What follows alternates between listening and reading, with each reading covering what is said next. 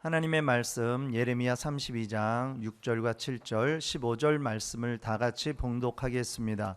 예레미야가 이르되 야훼의 말씀이 내게 임하였느니라. 이르시기를 보라, 내 숙부 살룸의 아들 하네멜이 내게 와서 말하기를 너는 아나돗에 있는 내 밭을 사라. 이 기업을 물을 권리가 내게 있느니라 하리라 하시더니 만군의 야훼 이스라엘의 하나님께서 이와 같이 말씀하시니라. 사람이 이 땅에서 집과 밭과 포도원을 다시 사게 되리라 하셨다 하니라. 아멘. 같이 한번 따라서 하시겠습니다. 소망의 밭을 사자. 소망의 밭을 사자. 오늘 하나님께 사랑하시는 소중한 귀한 여러분과 함께 소망의 밭을 사자, 이 제목으로 여러분과 함께 은혜를 나눕니다. 세계 제2차 세계대전 중에 유대인이라는 이유로 부모와 아내 그리고 두 자녀와 함께 체포되어 아우슈비츠 강제 수용소에 끌려가 처참한 생활을 한 사람이 있습니다. 그는 의사요 심리학자인 빅터 프랭클이라는 사람입니다. 그는 감옥 안에서 동료들이 삶을 포기하고 죽어가는 광경을 보고 이렇게 외쳤습니다. 친구 여러분, 저 조그만 창이 보이지 않습니까? 하고 얘기를 하니까 감옥 안에 있는 사람들이 신경적으로 대답합니다. 봐야 회색 담벼락밖에 없지 않소. 그랬더니 빅터 프랭클이 뭐라고 하냐면 아주 유명한 말입니다. 아니, 회색 담벼락 넘어 건너편에 있는 푸른 하늘을 바라보십시오. 밤에는 빛나는 별들을 바라보십시오. 그는 그렇게 그 감옥에 있는 동료들에게 선포를 합니다. 다른 모든 죄수들은 계속 시간이 갈수록 거의가 다 죽어가지만 이 빅터 프랭클은 희망을 선포했습니다. 그리고 그 자신이 희망을 선포한 것처럼 그는 살아남았지요. 전쟁이 끝나서 자기 고향 오스트리아 거기에 가서 비엔나에 가서 죽음의 수용소라는 제목의 책을 냈는데 우리나라에서도 많이 팔렸습니다. 이 책은 그가 2차 세계대전 중에 아우슈비츠 수용소에 있었던 동안에 체험을 쓴 책입니다. 그런데 이 책 속에 저자는 삶의 의미를 아는 사람과 알지 못하는 사람의 차이에 대하여 실감나게 기록하고 있습니다. 이 악명 높은 수용소에 처음 수감됐을 때 사람들을 보니까 별별 사람이 골고루 다 섞여 있었습니다. 체력이 뛰어나게 좋은 사람, 허약해 보이는 사람, 민첩하기가 다람쥐 같은 사람, 또 둔하게 보이는 사람, 배운 사람과 무식한 사람, 여러 종류의 사람들이 수용 생활을 함께 시작했지요. 이 프랭클 박사는 생각하기를 저렇게 민첩한 사람이나 체력이 뛰어나게 좋은 사람은 마지막까지 살아남고 허약하거나 요령이 없고 요령을 부릴 줄 모르는 어수선한 사람들은 각박한 수용 생활에 살아남기가 어렵겠다고 생각을 했습니다. 그러나 그 결과는 생각하는 결과와 더불어 정반대였습니다. 체력이 좋은 사람이나 민첩한 사람들은 오히려 먼저 무너지고 허약해 보이는 사람들은 끈질기게 버텨갔습니다. 어떻게 이럴 수가 있지? 처음에는 이런 상황을 이상하게 여겼지만 점차 그 이유를 알게 되었습니다. 수용소의 처참한 조건에서 견디어 나가는 사람들은 다름 아닌 고난의 의미를 깨달은 사람, 삶의 뜻을 알고 있는 사람들임을 알게 되었습니다. 그리고 그렇게 극심한 고통 중에서도 이웃 동료를 돕는 마음을 가진 사람, 자신을 희생할 줄 아는 사람이 오히려 살아남는다는 것을 알게 되었습니다. 반면에 인간적인 수단이 탁월하고 체력이 좋고 그러나 삶의 의미를 모르는 사람들은 고난을 견디지 못하고 쉽게 무너짐을 보게 되었습니다.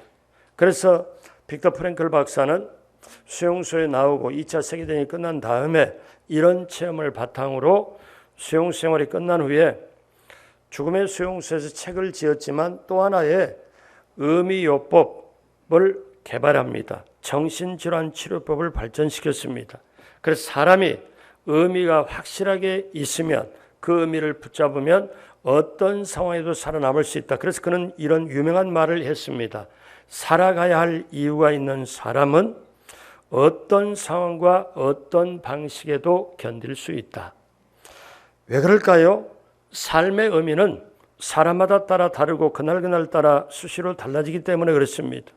그래서 우리가 일반적인 삶의 의미가 아니라 내게 다가오는 환난이나 고통이나 고난이 있을 때 그 주어진 순간에 나의 삶에 특별한 의미가 무엇인가를 발견하는 사람들입니다. 그러므로 우리가 이렇게 생각해 볼 수 있습니다. 우리에게 맞닥뜨리는 환경, 우리가 겪는 고통, 그 고통이 만일 피할 수 없는 것이라면 그 고통에도 불구하고 의미는 쓸모가 있다. 의미는 분명히 있다. 만일 고통이 피할 수 있는 것이라면 우리가 해야 할 의미 있는 일은 그 고통에 피하는 것, 고통을 제거하는 것, 원인을 제거하는 것입니다. 자, 그런데 그 고통이 계속되면 이러한 상황을 바꿀 수는 없지만 고통에 대한 나의 삶의 자세를 바꿀 수 있는 여지가 있다. 이것이 바로 가장 귀한 거예요. 그러므로 사랑하는 여러분, 오늘날 우리가 이렇게 살아갈 때에 우리가 분명히 알아야 될 것은 고통에도 우리가 힘든 거에도 삶을 살아가는 노하우가 필요합니다. 그것은 바로 무엇입니까? 자, 중요한 거예요. 고통 속에서 하나님의 섭리를 발견하는 거예요. 코로나 상황이 이렇게 왔어도 하나님의 섭리가 무엇일까? 그리스도인은 고통과 삶을 성경으로 해석하고 더 나아가 십자가로 해석하여 의미를 찾는 것입니다. 그러니까 오늘날 전 지구촌에 이것이 어떤 의미가 있을까? 겸하여 나에게, 내 자녀에게, 내 가정에, 내가 경영하는 사업장에는 어떤 의미가 있을까? 자, 이 고통을 하나님이 알고 계시고 왜 이런 어려움을 허락했을까? 이 상황 속에서 내가 무엇을 하길 원할까?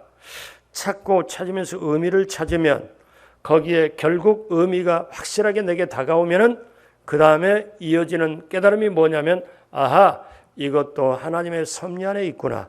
하나님이 이 모든 것을 주관하시고 인도하시고 하나님께서 붙들고 계시는구나. 여러분, 이런 의미를, 이런 확실한 거를 여러분 어떤 상황, 어떤 조건에도 체험하고 붙잡고 나아가게 되기를 주님의 이름으로 축복합니다. 오늘 성경 본문은 유대 민족의 민족사의 주전 587년입니다. 그러니까 여기에 유다가 바벨론에 의해서 멸망하기 7, 8개월 전입니다. 수도 예루살렘은 바벨론의 군대에서 포위가 되었습니다. 그러니 지금 이스라엘의 예루살렘이 지금 얼마나 힘들겠어요. 바벨론의 군대가 포위가 되었고 그때 선지자가 57세 에레미야였습니다. 에레미야 선지자가 불길한 미래에 대한 예언을 합니다. 앞으로 이 나라는 힘들게 된다. 이 나라는 망하게 된다. 그러니 회개하고 하나님께 돌이켜라. 자, 이렇게 선포를 했더니 그 당시 왕이 시드기야 왕이었는데 이 왕이 너무 괘씸하니까 에레미야 선지자를 잡아가지고 왕의 궁에 있는 그 왕의 제수를 가두는 감옥에다 가둬버렸습니다. 그래서 감옥에 갇혀있는 에레미야가 감옥 중에 있는데 그의 친척 사촌 한 사람이 찾아왔어요. 그러면서 사촌이라는 하나멜이라는 이 사람이 찾아와가지고 뭐라고 말하냐면은 자기 밭을 사달라고 그러는 거예요. 그러니까 이 하나멜이라는 사람은 그 당시 경제가 굉장히 어려웠나 봐요. 오죽하면 감옥에 갇혀 있는 에레미야에게 와서 자기 밭을 좀 사달라. 물론 그 당시는 법으로는 땅을 팔고 살 때는 친족이 사줘야 되는 법이 있었습니다. 근데 지금 전시 상태 바벨론의 군대가 예루살렘을 지금 다 포위하고 있고 지금 에레미야는 감옥에 있는데 감옥에 있는 사람까지 찾아와 가지고 자기 밭을 좀 사달라고. 이게 어떻게 이해가 되시나요? 자기 밭을 사달라는 게 전시 상태에서 너무 좀 이거는 좀 잘못했다고 생각하지 않나요? 근데 이런 상황에서 지금 예루살렘 성 안에 소문은 안 좋습니다. 너무 안 좋습니다. 지금 바벨론대가 우리를 포위하고 있기 때문에 언제 망할지 힘들고 준전시 상태, 사실 전시 상태죠. 자, 그럴 때 에레미야는 하나님의 말씀을 듣습니다. 그리고 말씀 주시는 대로 소망을 주기로 작정하고 자기가 전시 상태지만 감옥에 있지만 소망을 주려고 이스라엘 백성에게 희망을 주려고 밭을 사기로 결정을 합니다. 잘못 때문에 우상 숭배 때문에 심판과 동시에 심판 저 너머에 있는 하나님의 인도하시는 소망이 있음을 알게 하려고 전시의 밭을 사도록 결정을 합니다. 사랑하는 여러분, 오늘날 그런 뉴스가 너무나 많이 우리 옆에 듣고 보고 있습니다. 자, 코로나 바이러스가 이렇게 세계적으로 팬데믹 유행이 되고 있는데 다시 2차가 여름 지나고 가을하고 더 세게 온다는 얘기, 그 다음에 이게 장기적으로 간다는 얘기. 자, 이러면서도 지금 제조업부터 시작해서 그렇게 산업들이 하나하나, 그리고 소상공인들도 굉장히 힘들어하고, 그러면서 나중에 마지막에는 금융업도 힘들게 될 거다. 이렇게 얘기가 왔다 갔다 하고 얘기를 합니다. 그런 얘기를 들으면 시대가 참 암울하지요. 여러 가지가 힘들고 미래가 더 앞으로 더 큰 폭락과 더 큰 것은 앞으로 온다는데 우리 이런 때 지금 살고 있잖아요. 그럼 이런 때 우리가 어떻게 나가야 됩니까? 무엇을 바라보고 나가야 됩니까? 자, 성경에 보니까 오늘 저와 여러분들이 전시 상태지만 밭을 사기로 작정하는 이 에레미야를 보고 오늘 이 시대에 저와 여러분들이 든든하게 주님 안에 소망을 두고 소망을 붙잡고 나가길 주님의 이름으로 축복합니다. 그러면 우리가 소망의 밭을 사려면 어떻게 해야 됩니까? 첫째로 하나님의 말씀을 들을 수 있어야 됩니다. 가장 이스라엘이 어두울 때, 가장 어려운 때 하나님의 말씀이 에레미야에게 들려옵니다. 오늘 성경 말씀은 이렇게 시작하죠. 에레미야 30장 6절에 지금 에레미야가 감옥에 갇혀 있습니다. 감옥에 갇혀 있는 에레미야에게 뭐가 임하는가 하면은 에레미야가 이르되 야훼의 말씀이 내게 임하였느니라 이르시기를. 어떻게 합니까? 너는 아나도대에 있는 밭을 사라고 하나님 말씀하십니다. 여러분, 오늘 이 시대를 지나면서 저와 여러분들이 꼭 깨우쳐야 될 게 있습니다. 시대가 어두우면 세상 소리가 가득 찹니다. 세상 소리가 가득 차면, 세상의 뉴스가 가득 차면 저와 여러분들이 어떻습니까? 사람들을 염려하게 만들고 현실에만 집착하도록 만듭니다. 그러면 세상의 어둠의 소리가 계속 들려올수록 현실에 집착하게 되고 하나님의 음성은 들려오질 않아요. 그렇게 되면 어떻습니까? 사람들이 영적인 기갈을 느껴요. 왜? 말씀으로 살아야 되는 말씀을 못 살기 때문에 영적 기갈, 갈증을 느끼지만 해결이 안 됩니다. 그러면서 죄는 더 깊어갑니다. 왜 하나님이 우리에게 이런 고난을 허락했을까요? 하나님이 왜 이 상황 속에서 무엇을 깨닫게 하길 원할까요? 성경에 저 신명기에 보면 모세가 하나님 마음을 가지고 하나님의 가슴을 열어 제치는 게 나옵니다. 하나님의 본심을 그대로 나오도록 만들죠. 뭐라고 말씀합니까? 신명기 8장 2절로 3절 다 같이 한 목소리로 합니다. 내 하나님 야훼께서 이 40년 동안에 내게 광야의 길을 걷게 하신 것을 기억하라. 이는 너를 낮추시며 너를 시험하사 내 마음이 어떠한지 그 명령을 지키는지 지키지 않는지 알려 하심이라. 너를 낮추시며 너를 줄이게 하시며 또 너도 알지 못하며 내 조상들도 알지 못하던 만나를 내게 먹이신 것은 사람이 떡으로만 사는 것이 아니요 야훼의 입에서 나오는 모든 말씀으로 사는 줄을 내가 알게 하려 하심이니라. 아멘. 그렇기 때문에 여러분, 이 말씀 뭡니까? 하나님의 백성은 뭘로 사느냐? 하나님의 말씀으로 사는 줄로 믿습니다. 하나님은 그것을 알게 하고 말씀으로 살아가도록 알게 하기 위하여 고난도 광야길도 여러 가지 시험을 주고 낮추고 굶주리게도 하고 왜? 하나님의 말씀으로 산다는 걸 깨닫게 하기 위해서 그렇습니다. 그래서 하나님은 말씀하십니다. 여러분 시편 119편 105절에 주의 말씀은 내 발의 등이요 내 길의 빛이라. 여러분 이거 간단하지요. 세상은 어둡죠. 사단이 활동하기 때문에. 근데 내가 세상에서 길을 갈 때에 내 발에 등이 없으면, 내 길에 빛이 없으면 절대로 올바로 갈 수가 없습니다. 내 발 앞에 등이 있고 내 앞에 가는 길에 빛이 있어야 올바로 갈 수 있는, 그게 바로 뭐냐? 말씀이라는 거죠. 말씀이 없으면 헤매게 돼 있고 말씀이 없으면 혼돈되고 방황될 수밖에 없습니다. 그래서 여러분 하나님의 백성은 말씀으로 살아갈 수밖에 없는 존재. 그래서 호세아 선지자 시절에 어떻게 하느냐? 이스라엘 백성이 하나님이 선택하고 축복을 주었음에도 불구하고 우상 숭배하고 너무너무 힘들어요. 그렇게 하니까 호세아 선지자가 정말 가슴을 치면서 선포하는 게 있습니다. 내 백성이 망한다. 왜 망하느냐?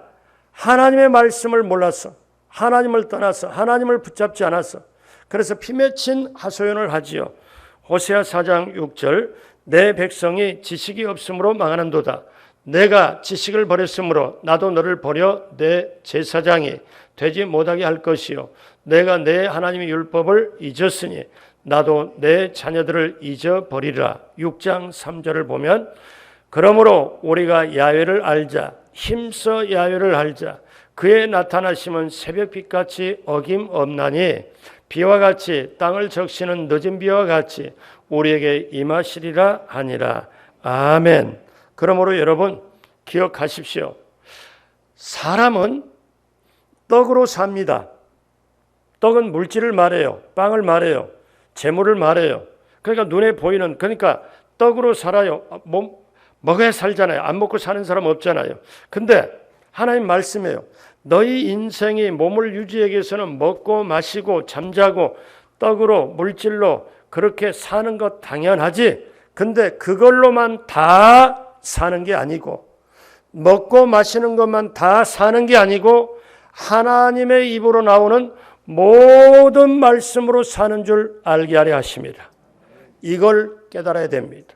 그래서 우리는 이런 시대를 지나면서 말씀으로 살지 못한 것 주여 용서하여 주십시오. 말씀대로 행하지 못한 것 용서해 주십시오. 이때를 통하여 우리는 더 깊이 회개하고 나가야 될 줄로 믿습니다. 기억하십시오. 힘들고 어려운 시대지만 이때 에레미야 시대는 우리 시대보다 좀 지금보다 더하고 어쩌면 지금하고 이렇게 우리도 그런 시대를 지금 지나고 있는데 하나님의 말씀이 들려지면서 합니다. 또 하나 알 게 있어요. 뭐냐?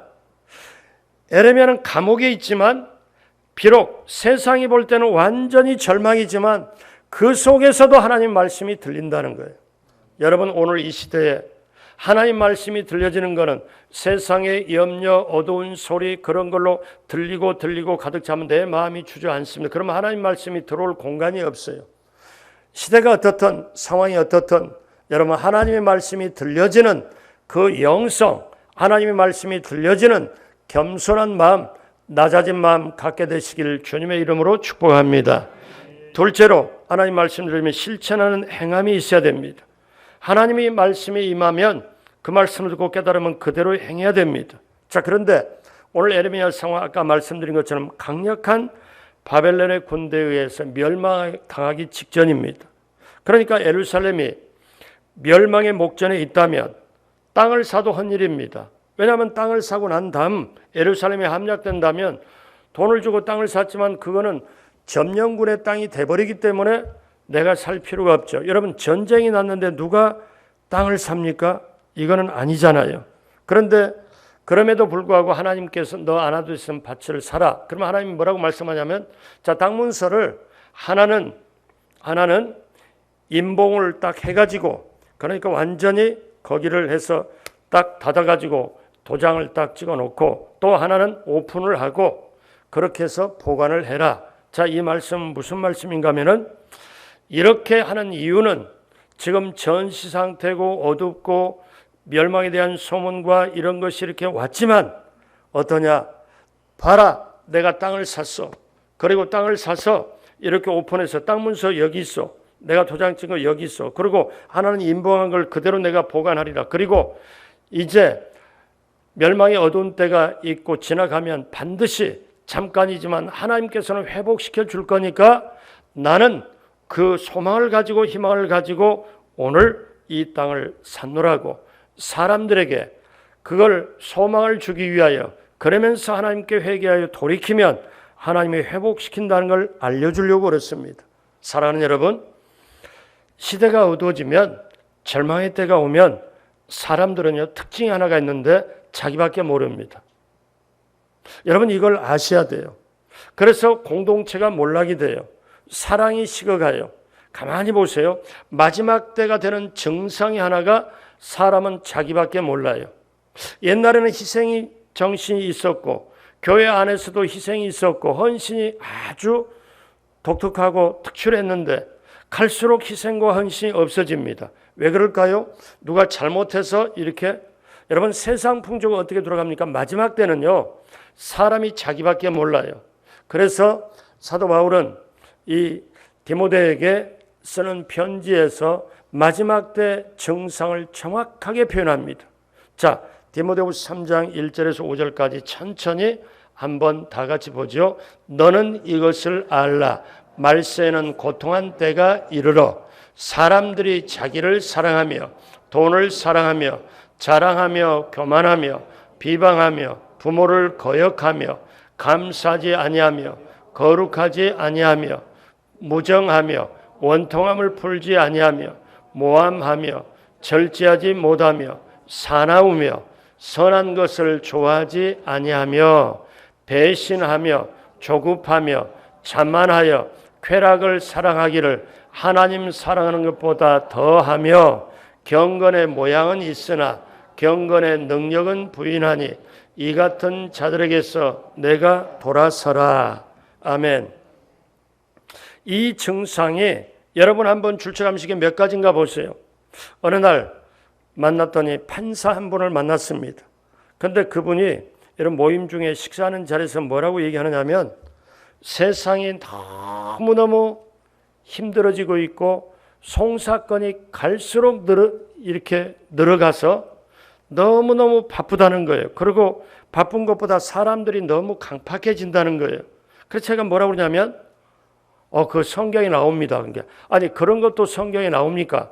그래서 제가 뭐냐면 디모데후서 3장 1절에서 5절을 적어주면 이걸 갖다 읽어보세요. 그랬더니 읽어보세요. 나중에 그랬더니 휴대폰을 이렇게 잤더니 쫙 한참 하더니 말이 없더니 식사 끝날 무렵에 뭐라고 그러냐면은 정말 맞네요. 사람들이 자기를 사랑하며 돈을 사랑하며 자랑하며 그리고 뭐라냐면 이분에게 딱 들어오는 게 무슨 말을 들어오냐면은 원통함을 풀지 아니하며 모함하며 절제하지 못하며 이게 목사님 이거 딱 맞네요. 딱 맞네요. 제가 지금 맞닥뜨리는 게 이겁니다. 여러분 우리가 이 시대가 창세기 1장 2절의 말씀처럼 땅이 혼돈하고 공허한 시대입니다. 그렇기 때문에 여러분 보십시오. 만약에 조금 전에 읽었던 이런 현상이 그대로 돼가면은 남을 돌볼 수 있는 힘이 없습니다. 자기 영혼을 추스리던 힘도 없고 남을 품을 수 있는 힘도 없습니다. 그러니까 갈수록 어떻습니까? 하나님의 나라가 멀리 느껴집니다. 그런데 예수님은 뭐라고 말씀해 저와 여러분들에게 마태복음 6장 33절에 그런즉 너희는 먼저 그의 나라와 그의 의를 구하라. 그리하면 이 모든 것을 너에게 더하시리라. 그런데 마지막 때 증상은요. 이런 말씀이 있어도 먼저 하나님의 나라와 하나님의 의를 구할 수 있는 힘이 없어요. 왜 그럴까요? 자기만 생각하고 자기 이기심 생각하니까 세상과 다를 게 없잖아요. 경건한 척, 예배 드리는 척, 교회 발바닥 도장만 찍고 다니는 척하고 남들도 하지만은 어떻게 해요? 남들이 세상 사람들이 인정을 안 하잖아요. 왜? 저거 가짜지. 그러나 여러분 진심으로 하게 되고 시간 내서 인내하고 헌신하게 되면 세상도 알아봅니다. 세상도 알아요. 오늘날은 저와 여러분들이 이런 때를 통하여 세상 사람들은 코로나 바이러스에 엄청 불안해하지만 우리도 염려하고 불안해하는 것도 똑같지만 여러분 예수 믿는 사람들이 이 땅에 교회 다니는 사람들이 세상 사람들에게 소망을 주고 희망을 주고 걱정하지 마라. 하나님 살아계시고 하나님이 함께 하시니까 모든 걸 할 수 있다. 걱정하지 마라. 근데 그 사람들이 느낄 때 저 교회 다니는 사람 뭔가 달라. 믿는 게 달리고 그 다음에 뭔가 마음에 안심이 되고 저들의 표정에는 뭔가 안심하는 표정이 있고 뭔가 믿는 표정인데 뭔가 나하고도 다르다. 불안하면 불안할수록 저분들을 붙잡고 저분들에게 안내를 받고 저분들이 믿는 교회도 내가 다녀야 되겠다. 이런 마음이 들어가실 정도로 세상에 영원히 변치 않는 것을 붙잡아야 변화무쌍한 이런 세계를 이겨낼 줄로 믿습니다. 그렇게 되시길 주님의 이름으로 축복합니다.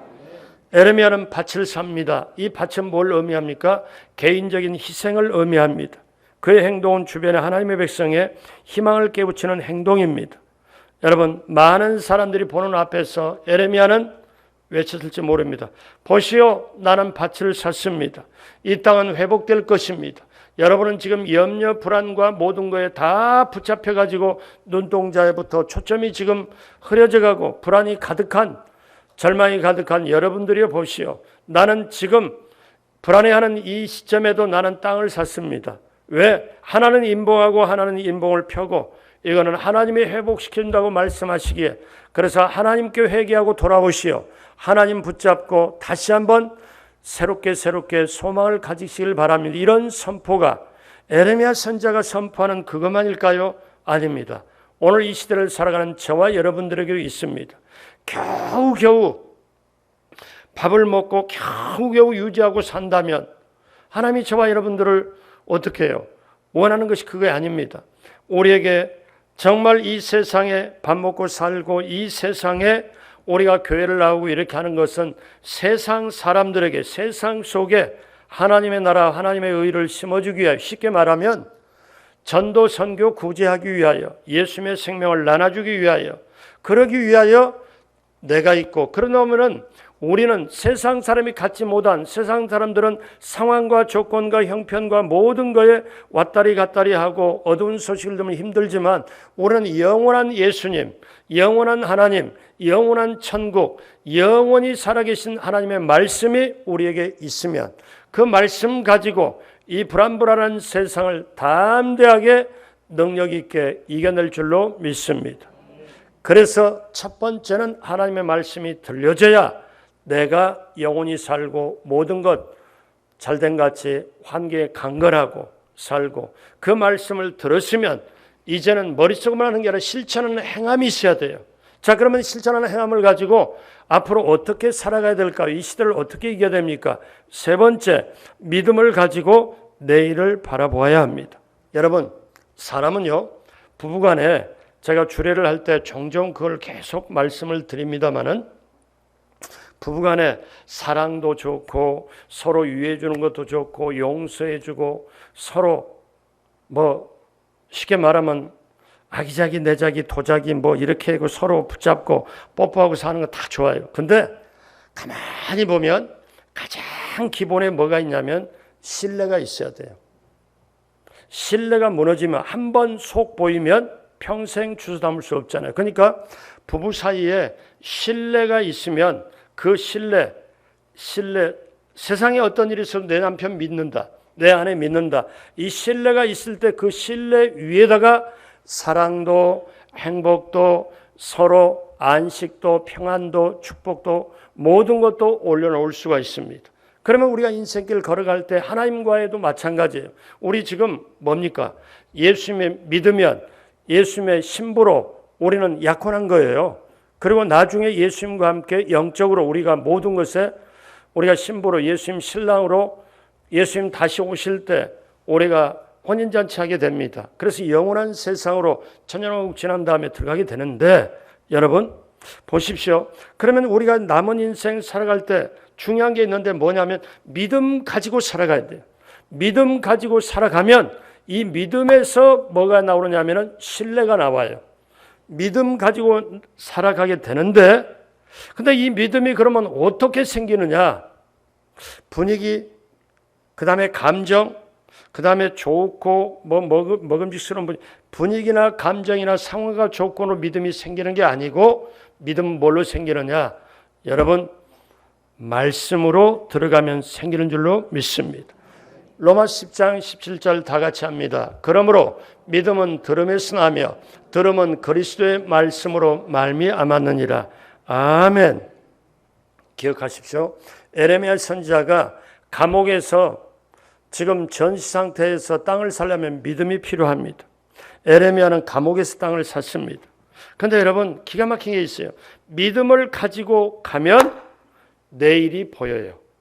믿음을 가지고 가면 어떻습니까? 지금 현재 상황은 고통이지만 믿음 가지면 고통 너머에 있는, 고통 다음에 있는 뭘 봅니까? 내일을 바라보게 될 수 있는 게 믿음의 힘인 줄로 믿습니다. 그래서 여러분 겨자씨를 보고 새 소리를 들을 줄 알아야 됩니다. 겨자씨가 성경에 뭐냐면 모든 씨앗 중에 가장 작은 것이로되 이 겨자씨를 심고 물을 주고 온도를 맞춰주면 싹이 나고 그 다음에 떡잎이 벌어지고 그 다음에 줄기가 나고 커서 나무가 되면 가지가 늘어지고 그 나무 가지 늘어진 가지에 새가 와서 어떤 거예요? 새가 와서 노래를 하는 거. 동양 사람들은 새를 다 운다고 그래요. 그러니까 울 일이 계속 생겨. 서양 사람들은, 미국 사람들은 제가 새 보니까 새가 노래한다고 그래. 그러니까 여러분 앞으로 새가 운다 그런 말 하지 마시고요. 새가 노래한다고 해보세요. 그 생각하기 나름인데. 그렇기 때문에 겨자씨를 보고 새 소리를 듣는 게 믿음인데 내 자녀 앞길, 우리나라의 앞길, 한국교회 앞길 모든 걸 생각하면서 그렇구나. 지금 눈으로는 안 보이지만 앞으로 이것이 전개되리라. 여러분 이걸 붙잡고 나가게 될 주님의 이름으로 축복합니다. 하나님의 눈으로 보면 어떻습니까? 믿음으로 보게 됩니다. 요셉의 얘기를 제가 종종 하지만 요셉이 종살이, 그러니까 노예살이, 감옥살이 13년입니다. 그 종살이, 노예살이 할 때 사람이 보면 완전히 망하고 끝장난 거예요. 근데 하나님의 눈 믿음으로 보면은 애굽의 국무총리로 가장 빨리 올라가는 길입니다. 그런데 이 길은, 애굽의 국무총리로 가장 빨리 올라가는 길은 하나님의 눈으로 보는 거고 이건 믿음의 눈이 있어야 보여지는 것이지 믿음의 눈이 없으면 지금 가장 인생의 젊을 때 종살이 안에, 감옥살이 안에 이렇게만 지금 보고 있습니다. 오늘날도 똑같이 마찬가지예요. 저와 여러분들이 세상을 살아갈 때 어떠냐? 지금 믿음의 눈으로 내일을 바라보느냐? 그리고 어때요? 그 믿음의 눈으로 내일을 바라보면서 내가 힘있게 소망을 가지고 나가느냐? 아니면 세상에서 이렇다는데 저 사람들이 이렇다는데 뉴스도 그렇고 모든 게 다 그렇다는데 어떻게 살아갈고 이렇게 할 것이냐? 그래서 여러분 믿음이 이기네, 믿음이 이기네. 그래서 성경은 뭐라고 말씀하냐면 믿음은 바라는 것들의 실상, 최초의 이것도 전부 나오기 위해서는 마음속의 생각, 믿음에서부터 시작이 됐다. 그래서 히브리 11장 1절로 3절 믿음은 바라는 것들의 실상이요 보이지 않는 것들의 증거다. 선지들이 이로써 증거를 얻었느니라. 믿음으로 모든 세계가 하나님의 말씀으로 지어진 줄을 우리가 아나니 보이는 것은 나타난 것으로 말미암아 된 것이 아니니라. 그래서 우리는 어떻게 됩니까? 오늘 이 시간 예배에 나올 때도, 새벽에 나올 때도, 기도할 때도, 일을 할 때도 우리는 믿음으로 내일을 바라봐야 되는데 철저하게 하나님이 원하시는 게 있습니다. 일을 하러 갈 때도, 오늘 예배 드리러 올 때도 철저하게 하나님이 뭘 원하시느냐? 너희가 믿음 가지고 나와라. 믿음 가지고 나오면 내가 살아있는 것과 내가 나를 찾는, 믿음 가지고 나를 찾는 게 상주심을 믿고 나와라. 그 믿음 가지고 나올 때 하나님이 예비하신 축복을 받고 누리고 나누게 될 줄로 믿습니다. 히브리 11장 6절 다 같이 합독합니다. 믿음이 없이는 하나님을 기쁘시게 하지 못하나니 하나님께 나아가는 자는 반드시 그가 계신 것과 또한 그가 자기를 찾는 자들에게 상 주시는 이심을 믿어야 할지니라. 아멘. 그래서 우리가 믿음이 뭐냐? 하나님께서 각자 주셨어요. 믿음의 분량을 키워야 돼요. 다 누구든지 믿음이 있어요. 크고 적은 차이 있을 뿐이지. 그러니까 주여 내 믿음이 키워지도록 성령님 도와주십시오. 그런데 그 믿음이 들어가려면 내 기분이나 감정이나 상황과 조건으로 믿음이 채워지는 게 아니고 어떻습니까? 하나님의 말씀이 들어가야 믿음이 생긴다. 그러면 말씀을 듣고 말씀을 암송하고 말씀 붙잡고 또 기도하면서 이 말씀이 내게 이루어지길 원합니다. 여러분 그렇게 나아갈 때 믿음이 더 굳세고 믿음이 더 커지는 줄로 믿습니다. 또 하나는 성령님 절대적으로 의지합니다. 성령님 인자하고 하냐고 모시고 의지하오니 성령님 오늘 또 제 안에 계셔서 제가 할 일을 가르쳐 주시고 제 지정이 듣고 깨닫고 감정 가지고 하는 모든 것을 성령님 컨트롤 당하고 성령님께서 저를 인도해 주십시오. 그러면서 뭐라고 말씀하냐면 하나님이 사랑하는 자는 우리 같이 읽죠. 하나님이 사랑하는 자는 자 따라서 해보세요. 하나님이 사랑하는 나를 미래를 준비하셨다. 아멘. 그러니까 하나님이 사랑하는 자기를 위하여 예비한 것은 눈으로도 못 보고 그런데 어떠냐? 지금 코로나 바이러스 때문에 힘들고 사람들이 어떻게 경제 때문에 힘들고 더군다나 우리 한국 사람은 북한 문제나 지금 해갖고 어떻게 일촉즉발이니 해가지고 지금 굉장히 지금 아주 참 힘든 상황에 있습니다. 자, 로마서 5장 3절로 5절은 다만 이뿐 아니라 우리가 환난 중에도 즐거워하는 이는 환난은 인내를 인내는 연단을 연단은 소망을 이루는 줄 알미로다. 그 다음에 잘 보십시오. 소망이 우리를 부끄럽게 하지 아니하면 우리에게 주신 무엇으로 말미암아 성령으로 말미암아 하나님의 사랑이 우리 마음에 부은 바 됨이니 그러므로 사랑하는 여러분 성령님 의지하고 이제로부터 우리가 어떻게 해야 되는가? 우리가 하는 말을 참 잘해야 됩니다. 내가 확실하게 믿음 가지고 할 수 있다. 하나님이 나를 축복으로 인도하신다면 그렇게 될 것이고 내가 어떻게 살아야 될지를 모르겠다고 거기에서 정말 너무 불안해하면서 무너지면 민수기 14장 28절에 하나님께서 뭐라고 말씀하시냐면 너희 말이 내 귀에 들린 그대로 내가 너희에게 행하리니 그러니까 우리가 오늘 말이 오늘 우리가 속에 가지고 있는 믿음, 생각이 그리고 우리가 표현하는 이 말이 오늘 이후로 우리의 상황과 형편과 삶의 현장을 만들어갑니다. 왜? 내가 하는 말을 하나님이 그대로 들으시고 말대로 그대로 해주시니까 사랑하는 여러분 그렇기 때문에 우리가 오늘 에레미야 선지자가 그 전시 상태지만 감옥에서까지 밭을 사면서 소망의 밭을 사라 이스라엘 백성에게 희망을 주고 소망을 주는 것처럼 오늘 저와 여러분들이 아무리 뭔가 힘들어지고 어려울지라도 하나님의 말씀이 내게 들려지면 나는 산다. 우리 민족이 산다. 우리 교회가 산다. 그래서 그 말씀이 들려지면 들려진 대로 성령님의 도움받아 그리고 기도로 하고 믿음 가지고 그걸 행하도록 그렇게 하면 저와 여러분들에게 어떻습니까? 그렇게 할 때 그 믿음 그대로 마음 먹고 그 입술로 선포하는 그대로 우리에게 열매 맺고 우리의 상황 바뀌게 될 줄로 믿습니다.